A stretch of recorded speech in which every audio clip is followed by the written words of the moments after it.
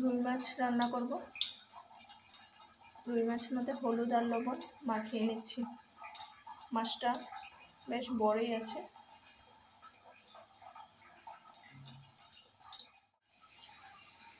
মাছ তরকারির জন্য আলু আর পটলগুলি কেটে নিয়েছি। মাছগুলি ভেজে নিচ্ছি। মাছের ভাজাগুলি হয়ে গেছে, ভাজাগুলি তুলে নেব। মাছ তরকারি রান্না করার জন্য পটল আলুগুলি ভেজে নিচ্ছি। এখানে কড়াইতে তেল গরম হওয়ার পরে পটল আর আলু দিয়েছি, আর হলুদ লবণ দিয়ে দিয়েছি, হালকা করে ভেজে নেব।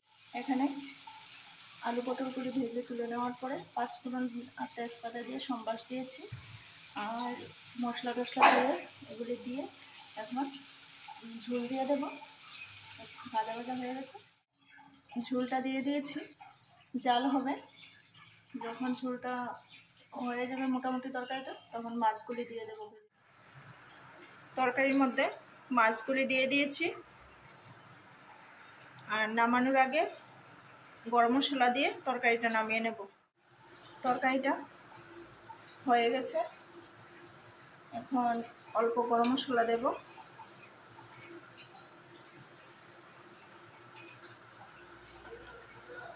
একটু জাল হবে, 2-3 মিনিট জাল হওয়ার পরে বন্ধ করে দেবো গ্যাসটা। আমার মাছ তরকারি রান্নাটা হয়ে গেছে।